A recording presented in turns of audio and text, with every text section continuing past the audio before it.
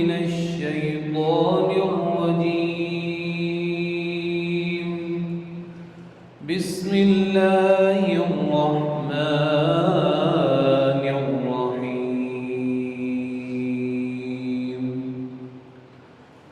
يا أيها الذين آمنوا اتقوا الله حق تقاته ولا تموتن إلا وأنتم مسلمون.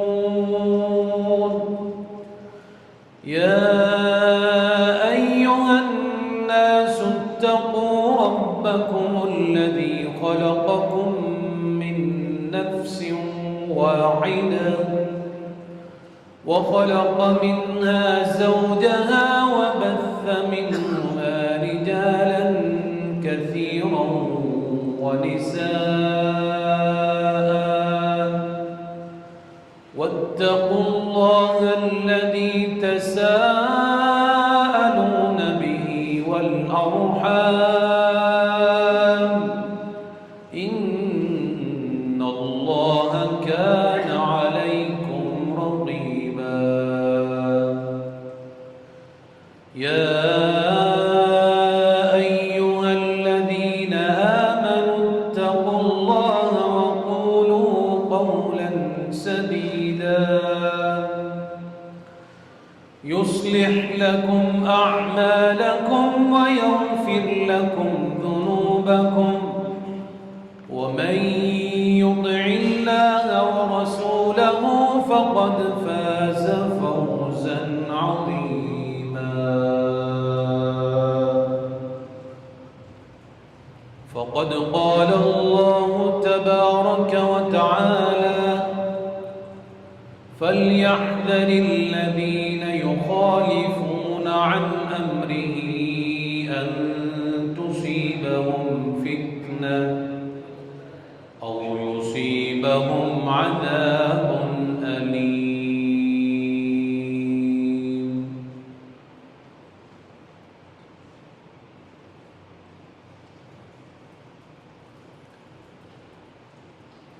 اہل ایمان کے پاس سب سے بڑا اثاثہ، سب سے بڑی نعمت یہ ہے کہ اللہ نے انہیں اپنے آخری اور سب سے عظیم پیغمبر کا امتی بنایا ہے.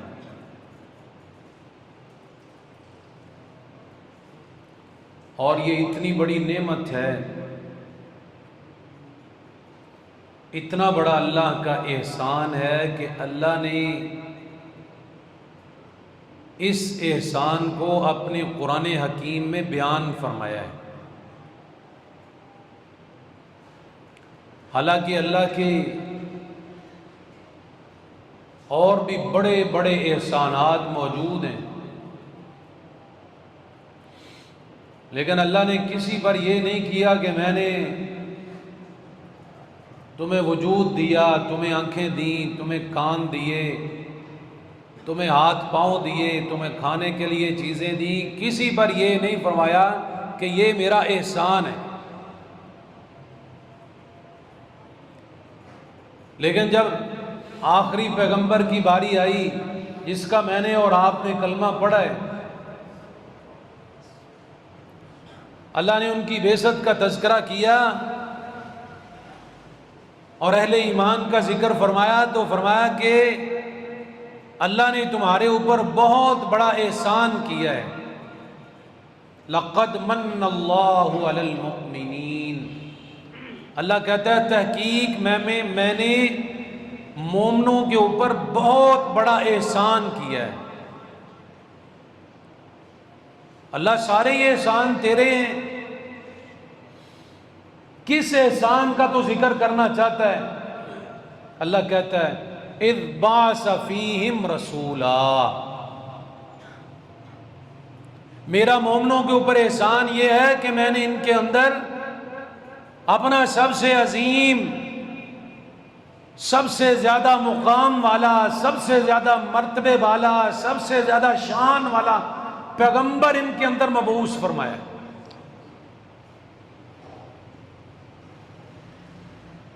اور یہ اللہ کا بہت بڑا احسان ہے. لیکن اہل ایمان کو بھی یہ بات سمجھنی چاہیے کہ جتنی بڑی نعمت ہوتی ہے، جتنا بڑا احسان ہوتا ہے، اتنی زیادہ اس کی شکر گزاری ہوتی ہے.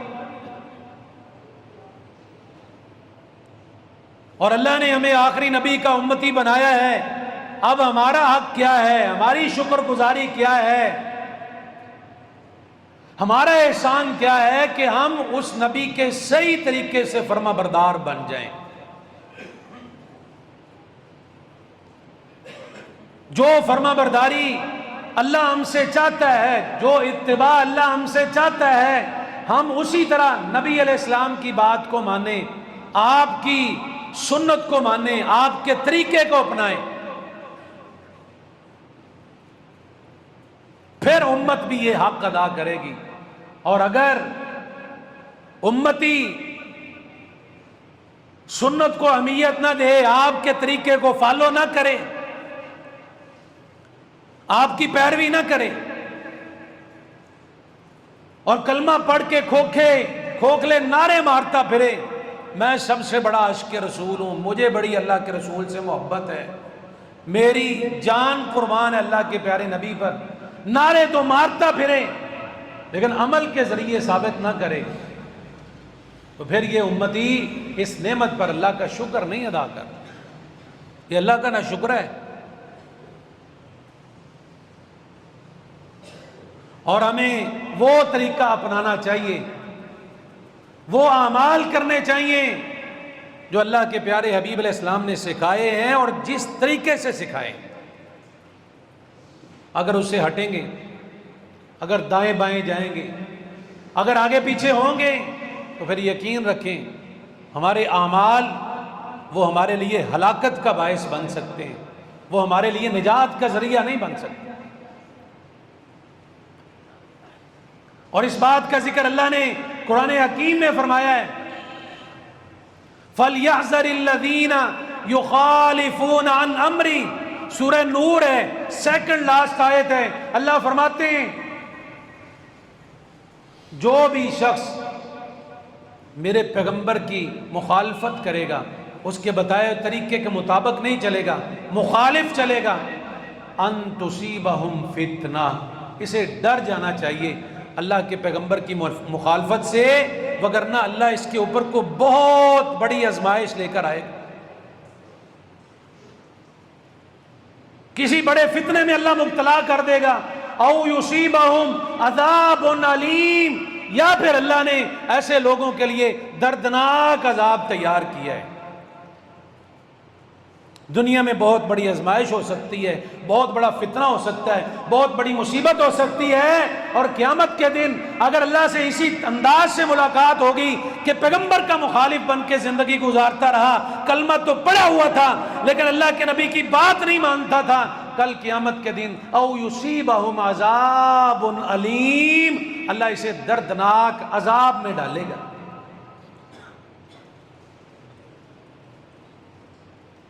اس لیے عمل کرتے وقت یہ دیکھنا ہے کہ کیا اللہ کے رسول کی اس کے اوپر مہر ہے یا نہیں. اپنی مرضی اعمال میں نہیں چلے گی. آپ یہ سمجھیں کہ میں اتنے نفل ادا کر لوں، اتنے روزے رکھ لوں اور یہ صدقہ کر دوں اور اللہ کا قرب حاصل کر لوں گا. نہیں، جب تک ان اعمال پر اللہ کے رسول کی مہر نہیں ہے اس وقت تک تیرے میرے وہ اعمال اللہ کے ہاں قبولیت کے درجے کو نہیں پہنچ سکتے. اس لیے میرے صاحب جو عمل بھی کرنا ہے اللہ کے رسول کی سنت سے لینا ہے. آپ نے کتنا کیا ہے اور کس انداز سے کیا ہے. آپ سے آگے بھی بڑھنے کی کوشش نہیں کرنی اور آپ کے طریقے سے ہٹنا بھی نہیں ہے.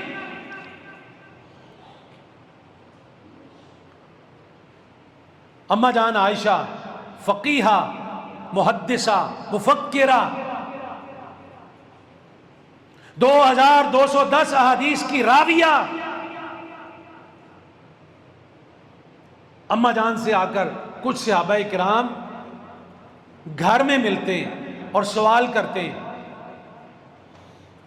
اے اماں جان ہمیں یہ بتائیں اللہ کے پیارے حبیب علیہ السلام کی رات کی عبادت کیسی، آپ رات کو کتنی عبادت کرتے ہیں؟ کیونکہ جتنے بھی گھر کے معمولات ہوتے تھے وہ صحابہ کرام صحابیات معلوم کرنے کے لیے اماں جان عائشہ کی طرف رجوع کرتے تھے کہ آپ سے مسئلہ پوچھیں، اللہ کے نبی گھر میں کیا کرتے ہیں، آپ کا اٹھنا کیسا ہے، آپ کا بیٹھنا کیسا ہے، گھر والوں کے ساتھ تعلقات کیسے ہیں، کھانا پینا کیسا ہے، کبھی کھانے میں کوئی کمی بیشی ہو جائے تو آپ کا انداز کیا ہے؟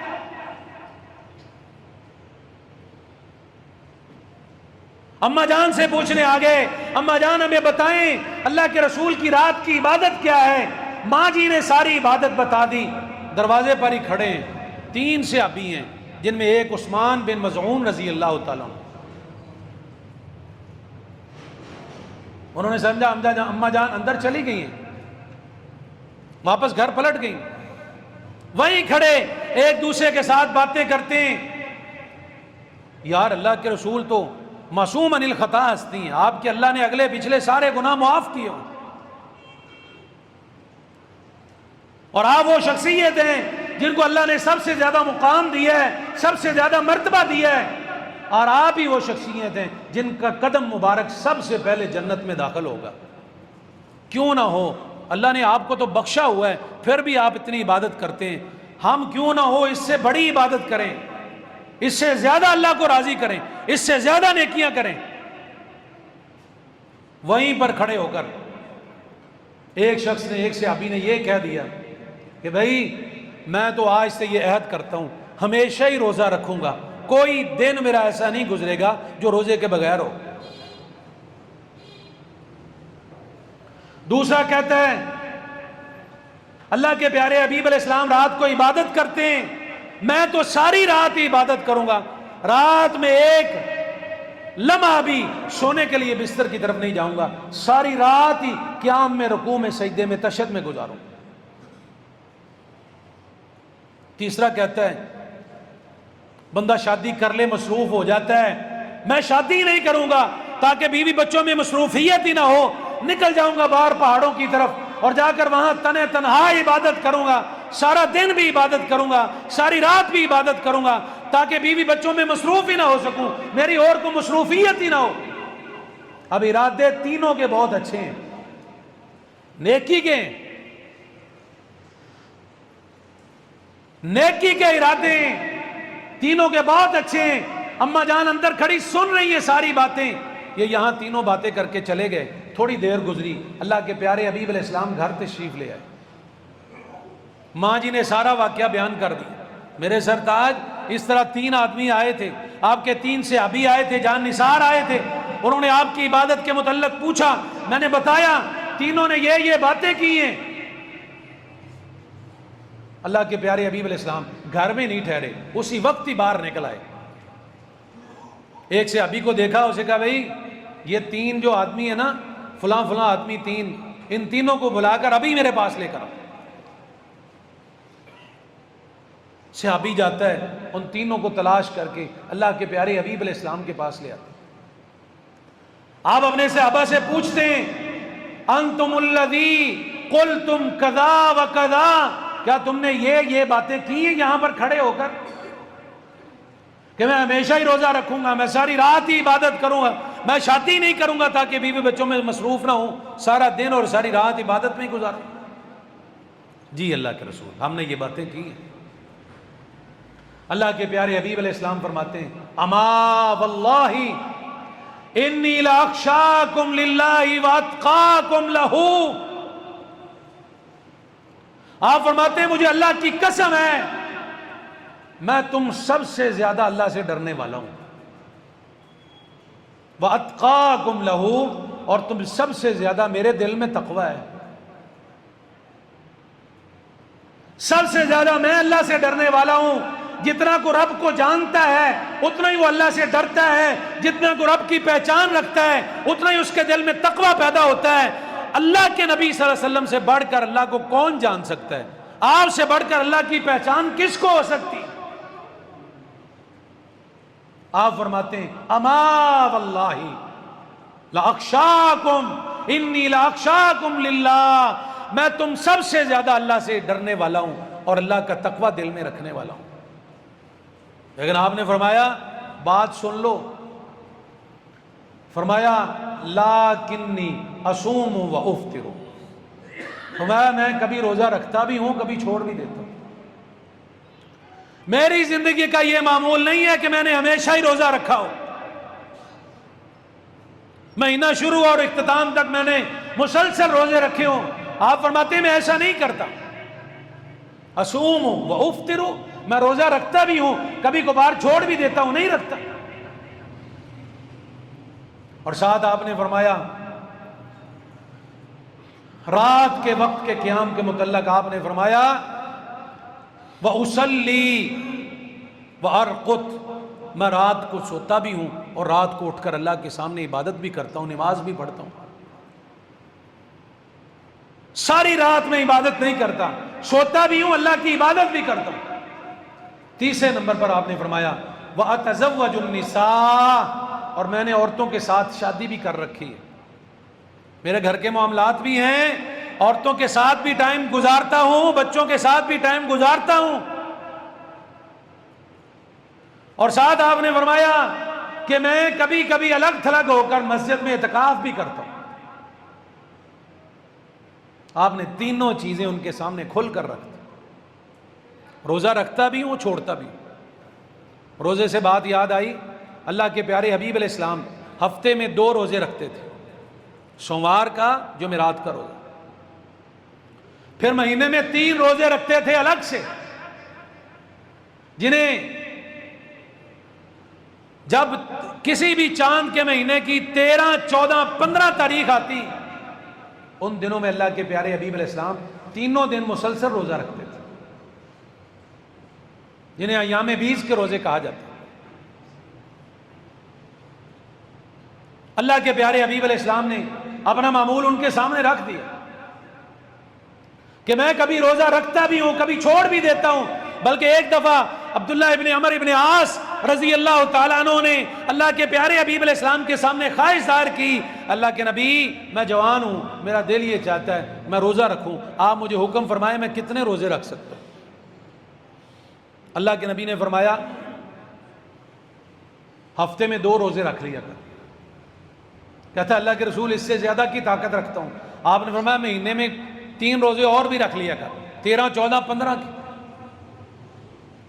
اس نے کہا اللہ کے رسول اس سے زیادہ طاقت رکھتا ہوں، آپ نے فرمایا اچھا اس سے زیادہ طاقت ہے تو ایسے کر 2 دن چھوڑ کے 1 دن روزہ رکھ لیا، 2 دن تیرے جسم کا حق ہے، 1 دن روزہ رکھ لیا۔ اس نے کہا اللہ کے رسول میں اس سے بھی زیادہ کی طاقت رکھتا ہوں۔ اللہ کے پیارے حبیب علیہ السلام فرماتے ہیں پھر تو یہ کر سکتا ہے زیادہ سے زیادہ 1 دن روزہ رکھ اور 1 دن روزہ نہ رکھ۔ فرمایا یہ داؤد علیہ السلام کا روزہ ہے، داؤد علیہ السلام کا روزہ ہے۔ لیکن پہلی امتیں اور پھر نبی کی طاقت اور امتی کی طاقت برابر نہیں ہو سکتی۔ داؤد علیہ السلام اللہ کے نبی ہیں، لیکن پھر بھی اللہ کے پیارے حبیب علیہ السلام نے بار بار اس کے اصرار پر اجازت دی 1 دن روزہ رکھ، 1 دن افطار کر۔ روزانہ روزہ رکھنے کی یہاں بھی اللہ کے نبی نے اس کو بھی اجازت نہیں دی، صرف رمضان کے روزے ہی ہیں جو مسلسل مہینہ رکھے جا سکتے۔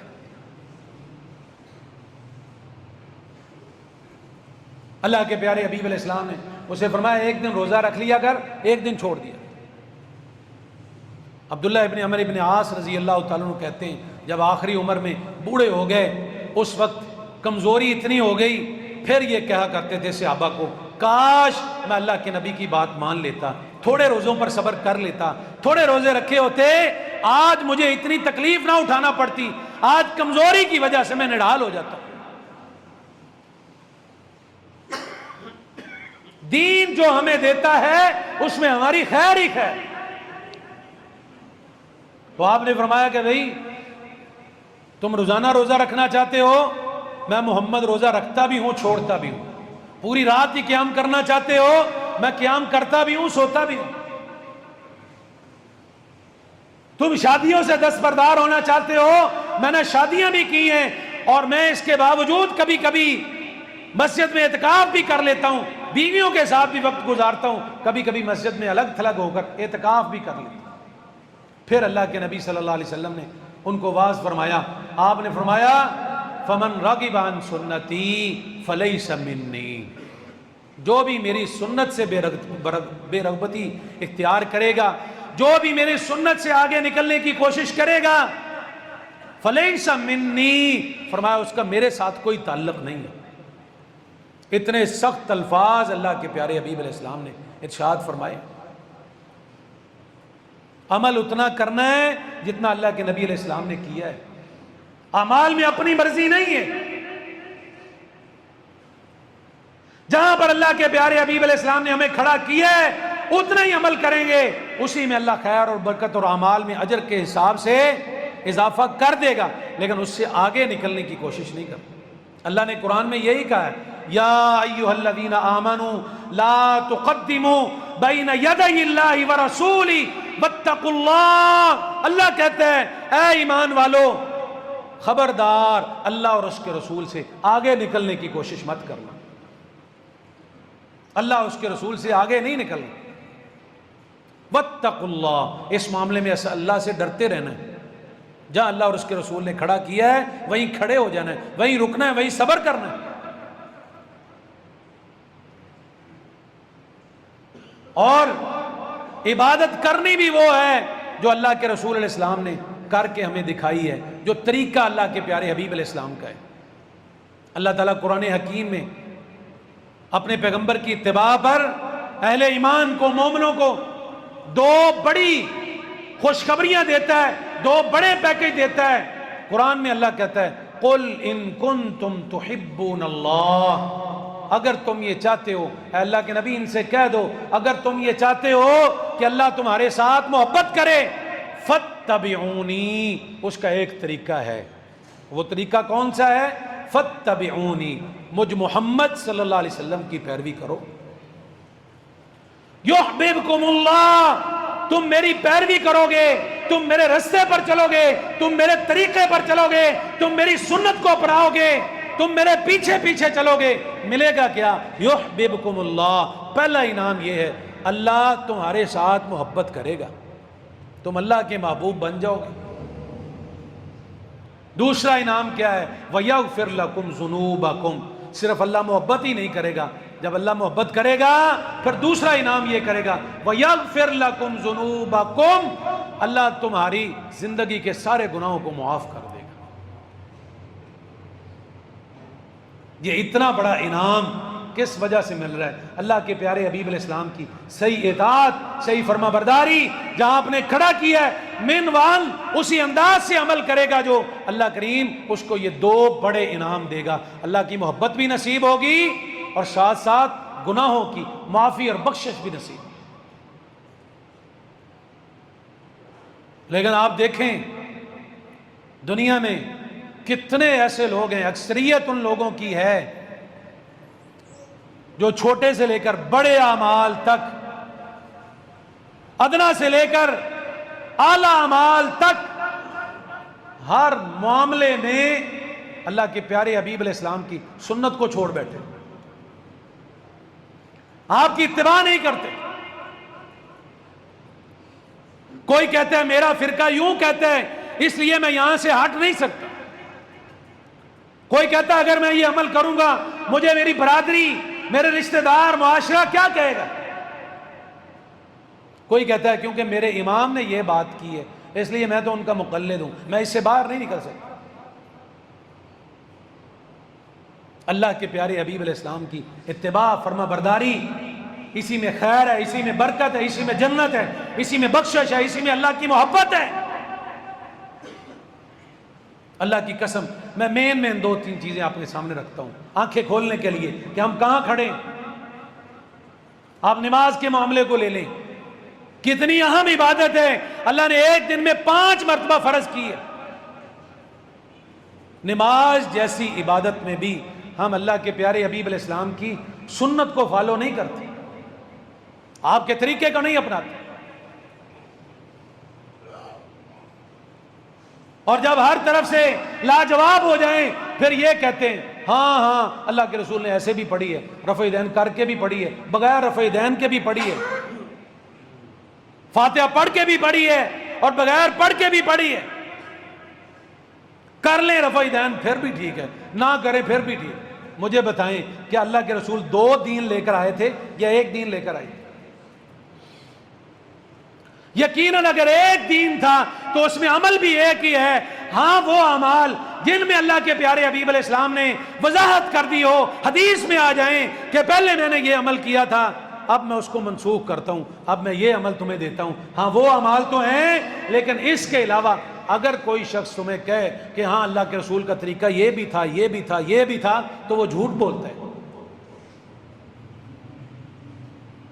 وائل بن حجر رضی اللہ تعالیٰ عنہ یمن کے بادشاہ کا بیٹا ہے، اللہ نے اسلام کی دولت کے ساتھ مالا مال کر دی۔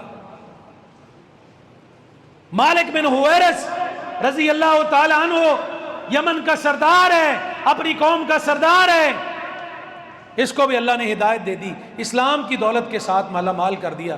دونوں آپس میں بڑی گہری دوستی کے ساتھ دونوں نے اسلام قبول کر۔ ایک دن خیال آیا اللہ کے پیارے حبیب علیہ السلام کے پاس چلتے ہیں، جا کر نماز کا طریقہ سیکھ کر آتے ہیں۔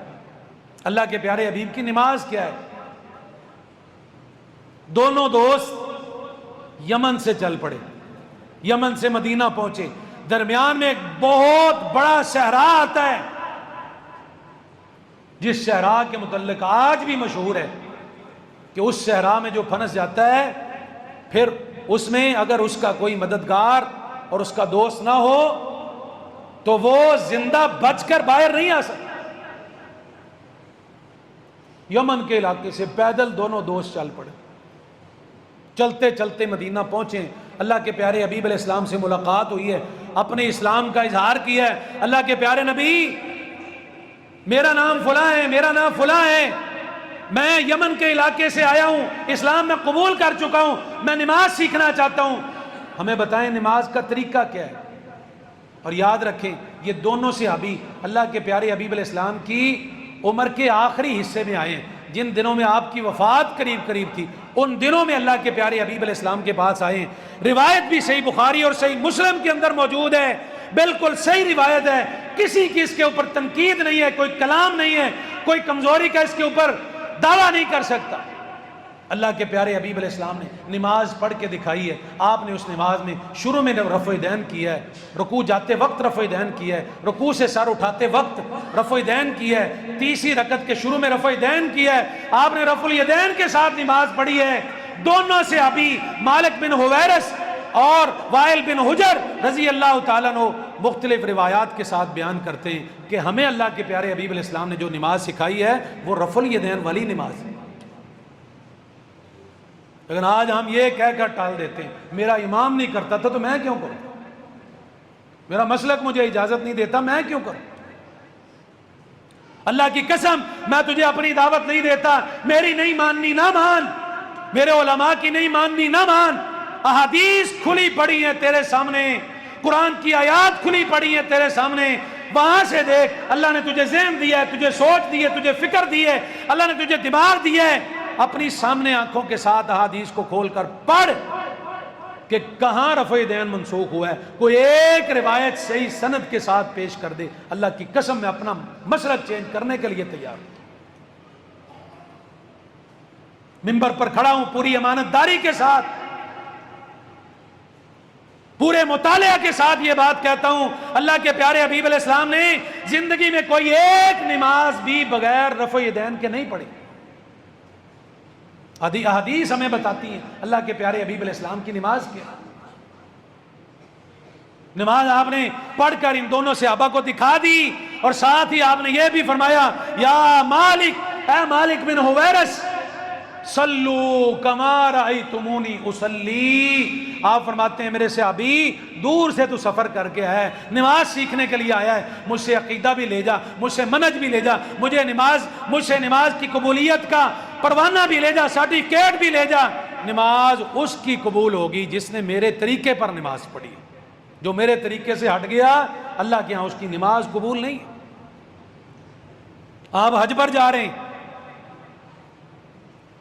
حج پر آپ پہنچ گئے, صحابہ اکرام کو مخاطب کیا, آپ نے فرمایا خذوا عنی مناسککم, اے میرے صحابہ میں حج پر تمہارے ساتھ ہوں, ابھی جو طریقے مجھ سے حج کے سیکھنے ہیں سیکھ لو, جس کا جو سوال ہے وہ پوچھ لے, میں اس کا جواب دینے کے لیے تیار ہوں.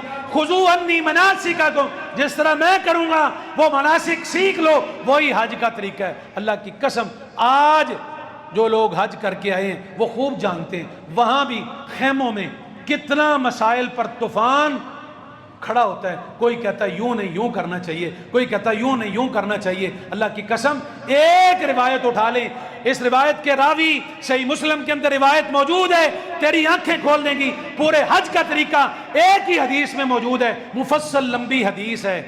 حضرت جابر بن عبداللہ رضی اللہ تعالیٰ عنہ اس حدیث کے راوی ہیں, پڑھے لکھے نوجوان تھے, گھر سے حج کرنے کے لیے نکلنے لگے اللہ کے پیارے حبیب علیہ السلام کے ساتھ. صحابہ کو کہتے ہیں میں پورے حج کی تفصیل آ کر قلم بند کروں گا, پورے حج کا طریقہ لکھوں گا, گھر سے نکلنے سے لے کر گھر واپسی تک اللہ کے پیارے حبیب علیہ السلام کے پورے حج کا طریقہ ایک ہی حدیث میں جابر بن عبداللہ نے ذکر کیا ہے. لیکن وہاں جا کر بھی لوگ کتنا اختلاف کرتے ہیں. سنت کی اہمیت کو ہم نے گنوا دی ہے, سنت کو ہم بھول بیٹھے ہیں. سیدنا عبداللہ ابن عباس رضی اللہ تعالیٰ عنہ, قربان جاؤں کس صحابی کا نام ہے, عبداللہ ابن عباس رضی اللہ تعالیٰ عنہ وہ صحابی ہیں جن کو بچپن میں اللہ کے پیارے حبیب علیہ السلام نے دعا دی تھی. یہ آپ کے چچا کے بیٹے, اللہ کے نبی علیہ السلام نے دعا دی تھی یا اللہ اس عبداللہ کو قرآن کا فہم دے دے, قرآن کی معلومات والا بنا دے. آج جب بھی کوئی مفسر تفسیر لکھنے بیٹھتا ہے وہ سب سے پہلے سیدنا عبداللہ ابن عباس کی تفسیر کو دیکھتا ہے کہ اس معاملے میں عبداللہ ابن عباس رضی اللہ تعالیٰ نے کیا تفسیر کی ہے. یہ اللہ کے نبی علیہ السلام کی دعا کا اثر ہے. عبداللہ ابن عباس رضی اللہ تعالیٰ عنہ کہتے ہیں فتح مکہ کے موقع پر اللہ کے پیارے حبیب علیہ السلام نے یہ بات ارشاد فرمائی, فرمایا انہو لیس منا من عامل بسنت غیرنا. فرمایا اللہ کے پیارے حبیب علیہ السلام نے اس شخص کا ہمارے ساتھ کوئی تعلق نہیں ہے جو ہماری سنت کو چھوڑ کر کوئی غیر کا طریقہ اپناتا ہے. یہاں رک کر میں ایک دو باتیں ضرور کرنا چاہتا ہوں. آج ہم اپنی زندگی کا معمول دیکھیں, اپنے اعمال پر نظر دوڑائیں, ہم کتنا اللہ کے پیارے حبیب علیہ السلام کی سنت کو فالو کرتے ہیں اور کتنا غیروں کی طریقے کو اپناتے ہیں. خصوصاً یہود و نصارہ کے طریقے پر چلنے سے اللہ کے پیارے حبیب علیہ السلام نے منع فرمایا. آپ فرمایا ان کی مخالفت کرنی ہے, ان کی مشابہت اختیار نہیں کرنا. لیکن کتنے ایسے نوجوان ہیں جو نماز پڑھنے آتے ہیں, اللہ کی عبادت کے لیے آتے ہیں, بال بڑے بڑے رکھے ہوئے ہیں, اس کے اوپر ہیئر کیچ لگائے ہوئے ہیں. اللہ کے پیارے حبیب علیہ السلام نے کیا ارشاد فرمایا, فرمایا وہ شخص میرا امتی نہیں ہے, یا دوسرے لفظوں میں آپ نے فرمایا, دوسری حدیث میں آتا ہے وہ شخص لعنتی ہے جو مرد ہوتے ہوئے عورتوں کی مشابہت کرتا ہے. اور وہ عورت لعنتی ہے, وہ عورت اس کا تعلق ایمان کے ساتھ نہیں ہے جو عورت ہوتے ہوئے مردوں کی مشابہت کرتی. مجھے ایمانداری سے بتائیں یہ کام ہیئر کیچ والا, بالوں کو سکیڑنے والا اور پکڑنے والا, یہ عورتوں والا ہے یا مردوں والا ہے؟ ہمارے نوجوان کرتے ہیں کہ نہیں؟ کوئی بڑے بال رکھ کے پیچھے پونی لگا لیتا ہے. کیا یہ طریقہ اللہ کے پیارے حبیب علیہ السلام سے ہمیں ملتا ہے؟ یقیناً یہ غیروں کے طریقے ہیں, یہ یہود و نصارہ سے لیے گئے. کوئی کپڑے ایسا, لباس ایسا پہنتا ہے کہ اللہ کے پیارے حبیب علیہ السلام کا طریقہ نہیں ہے, آپ کا لباس نہیں ہے, یہود و نصارہ کا لباس پہنتا ہے.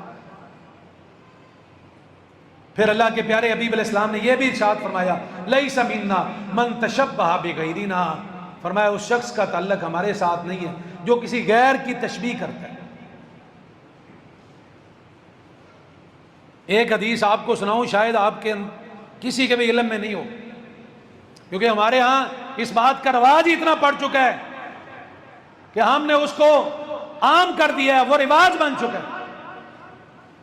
اللہ کے پیارے حبیب علیہ السلام فرماتے ہیں یہودی جب ہاتھ سے سلام کرتے ہیں تو وہ اپنی چھوٹی انگلی اور شہادت کی انگلی، ان دو انگلیوں سے سلام کرتے ہیں۔ جب کسی کو سلام کرتے تھے گزرتے وقت تو یہ دو انگلیاں کرتے تھے۔ فرمایا جب عیسائی سلام کرتے ہیں تو وہ اپنے پورے ہاتھ کے پنجے سے سلام کرتے ہیں، ایسے جب گزرتے ہیں کسی کو سلام کرنا ہو اشارہ کرتے ہیں۔ اللہ کے نبی علیہ السلام نے فرمایا میری امت کا کوئی شخص ایسے سلام نہ کرے۔ فرمایا اللہ نے تمہیں السلام علیکم کا طریقہ سکھایا ہے، السلام علیکم، السلام علیکم ورحمۃ اللہ، السلام علیکم ورحمۃ اللہ وبرکاتہ، 10 20 اور 30 نیکیاں ملتی ہیں، لیکن میں اور آپ ہر کوئی دیکھیں کہ ہم کتنے لوگ ایسے ہیں جو عیسائیوں کے طریقے پر عمل کرتے ہیں۔ واضح طور پر اللہ کے نبی نے منع بھی کیا ہے کہ ہاتھ سے سلام نہیں کرنا، زبان سے السلام علیکم کہنا ہے۔ کوئی جھک کر سلام کرتا ہے، کوئی ہاتھ سے سلام کرتا ہے۔ اللہ کے نبی علیہ السلام کا یہ طریقہ نہیں ہے، یہ غیروں سے آیا ہوا ہے، یہود و نصارہ سے آیا ہوا ہے، اس لیے اس کی مخالفت ضروری ہے۔ ہم نے جب بھی کسی کو سلام کرنا ہے السلام علیکم ورحمۃ اللہ کہنا ہے، زبان سے بول کر السلام علیکم کہنا ہے۔ نکاح نبی علیہ السلام کی کتنی عظیم سنت ہے۔ اللہ کے نبی علیہ السلام نے فرمایا کچھ سنتیں ایسی ہیں جو اللہ نے ہر نبی سے کروائیں، فرمایا نکاح بھی ایسی سنت ہے جو ہر نبی کی سنت رہا ہے۔ لیکن نکاح کے معاملے میں دیکھیں کتنا بڑا دھوکہ ہم کرتے ہیں اپنے آپ کے ساتھ۔ دولہے کے بارات والے دن پہننے والے سوٹ پر لاکھوں روپیہ لگا دیتے ہیں، گاڑی سجانے پر ہزاروں روپیہ لگا دیتے ہیں، لائٹنگ پر ادھر ادھر لاکھوں کروڑوں لگا دیتے ہیں، لیکن حق مہر کی باری آئے مولوی صاحب سے کیا کہتے ہیں؟ شرعی حق مہر بند دیو، جتنا شریعت نے آکھیا 5000 10,000 جنہ بنتا ہے بند دیو۔ حالانکہ اللہ کا قرآن کیا کہتا ہے؟ وَآتُوهُنَّ أُجُورَهُنَّ، ان کو ان کا حق دو جتنا بنتا ہے۔ حیثیت تمہاری 1 لاکھ باندھنے کی ہے، 2 لاکھ باندھنے کی ہے، تم 5000 باندھتے ہو، زیادتی کرتے ہو۔ اللہ کے نبی کی یہ سنت نہیں ہے، آپ کا یہ طریقہ نہیں ہے، آپ نے یہ عمل ہمیں نہیں دیا، بلکہ جتنی کسی کی حیثیت ہے اس حیثیت کے مطابق حق مہر باندھو۔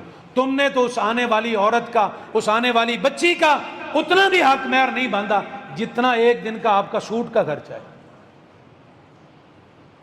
یہ زیادتی نہیں ہے، اپنے نفس کے ساتھ زیادتی ہے، اپنے آپ کے ساتھ زیادتی ہے، سنت رسول کے ساتھ زیادتی ہے۔